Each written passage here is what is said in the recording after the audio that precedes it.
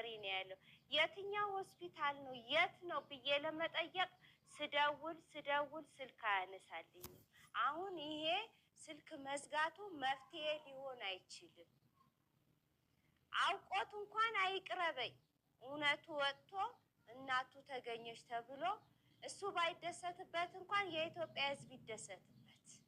እሱን ሊከፋው ይችላል። ለምን የደከመውን ድካሙን እያሰበ ላያስደስተው ይችላል። ግን ሕዝቡ ግን በጣም ነው ውስጤ በጣም አለቀሰ። ውስጤ በጣም ደማ። ልጁ ምን ያክል ቢንከራተት ነው ምን ውስጥ ገብቶ።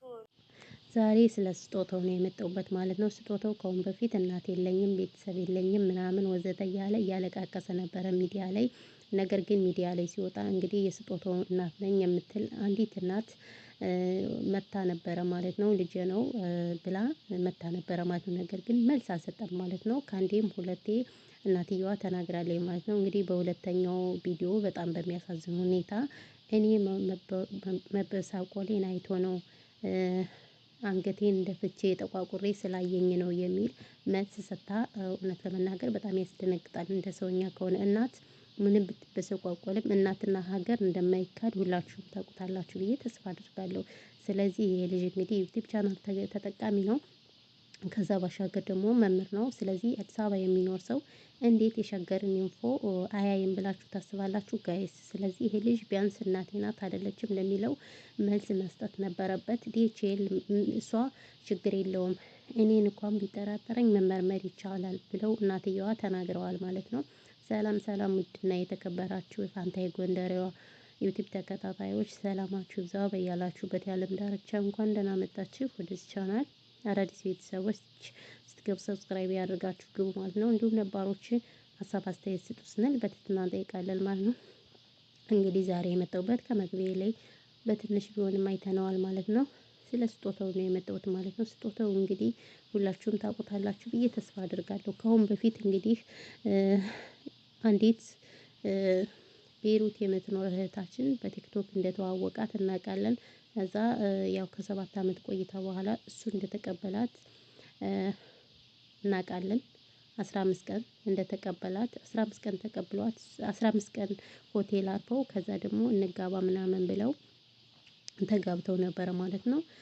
ስለዚህ ሲኖሩ የተወሰነ ወር ከቆዩ በኋላ ግን እንግዲህ መቼም ያሁን ጊዜ ትዳር መጀመር እንጂ መጨረስ የሚያውቅ የለምና በጣም እሱም የተለያዩ ሀሳቦችን አቀረበ። እሷም እንደዛው በቲክቶክ እና ፌስቡክ ላይ በጣም እየተንሸራሸረ ነበረ ማለት ነው። እና ብዙዎቻቸው እንግዲህ እቺ ልጅ አረብ ሀገር ነው የመጣች፣ ነገር ግን እሱ የሰራው ስራ ጥሩ አልነበረም።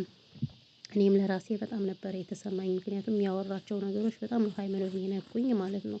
እሱ የተናገራቸው ነገር ብዙም ፈን አላደረጉኝም። እኔም ገብቷቸዋል። አንደኛ ነገር ካሜራ ውስጥ ያደርግ ነበረ ቤት ውስጥ ማለት ነው። እኔ አስባችሁታል? ልክ አረብ ሀገር በሉት። እኔ እንደዚህ አይነት ቁጥጥር ራሱ አረብ ሀገር ያለ አልመሰለኝም እውነት ለመናገር። ስለዚህ የአረቦች ካሜራ ማስቀመጥ ደግሞ ሲገርመን ደግሞ በሀገራችን ወንዶች ደግሞ ካሜራ ብለን ብዙዎቻችን በጣም ነበር የደበረን። ስለዚህ ይሄ ልጅ እንግዲህ እቺ ልጅ ውስጥ ካሜራ አለ ማለት እኮ ኢትዮጵያ እንግዲህ እንደምታውቁት ቤቱ ትንሽ ነው። ስለዚህ ያኔ ይሄ ልጅ በቃ ልብሷን ስትቀይር ያያታል፣ ገላዋን ስትታጠብ ያያታል። እና ይሄ በጣም ብዙዎቻችን አስቀይሞን ነበረ ማለት ነው። እና ደግሞ ከሰው ጋር እንድትኖር አይፈቅድላትም። በቃ ብቻዋን እንድትኖር በጣም ነበር የምታሳዝነው። የበፊቱን ቲክቶከር የቲክቶኩን ፎቶ እያመጡ ልጆች እያየ ነው ከሱ ጋር ያለችበትና የድሮ አራባና ቆቦ ነው። ስለዚህ በጣም መጥፎ ወንድ እንደሆነ ሁላችንም ሀሳብ ስንሰጥ ነበረ። እዛ ባሻገር ደሞዝ ይሄ ነው። ስለዚህ እሷ የገዛሁላት የ9,000 ብር ሻምፖ የ9 እያለ ብዙ ነገር በቃ ወንድነቱን የማይገልጽ ነገሮች እያየን ነበረ ማለት ነው፣ ሰምተን ነበር። እና እንግዲህ ብዙዎቻችን አስቀይሞን ያው ልጅቱ ጋር መለያየታቸው ደስ ብሎናል ሁላችንም፣ በተለይ እሷ። ስለዚህ እንግዲህ እሷ የራሷ ቻናል ከፍታ አሁን በራሷ ስራ እየሰራችው በጣም አምሮባት የድሮ መልኳ የድሮ ወዟ ተመልሶ እየሰራች ነው።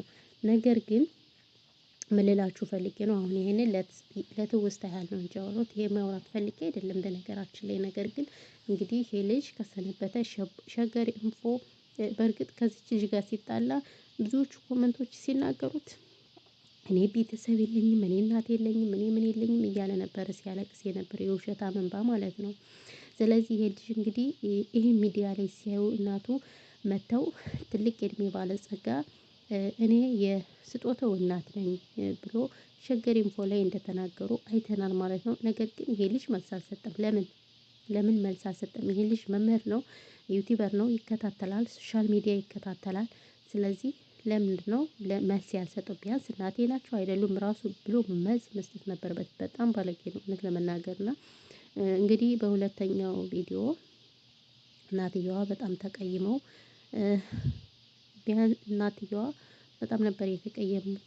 ምክንያቱም መልኬን ሲያይ ተበስቋቁዬ ሲያየኝ ነው መልስ ያልሰጠኝ ብለው በጣም በሚያሳዝን ሁኔታ ነበር የተናገሩት ማለት ነው። በነገራችን ላይ ያው እናትና ሀገር እንደማይካድ ሁላችንም እናውቀዋለን። ስለዚህ ይሄ ልጅ ምንም እንኳን ባያደርግላቸውም እናቴ ናቸው ብሎ መናገር ይችል ነበረ።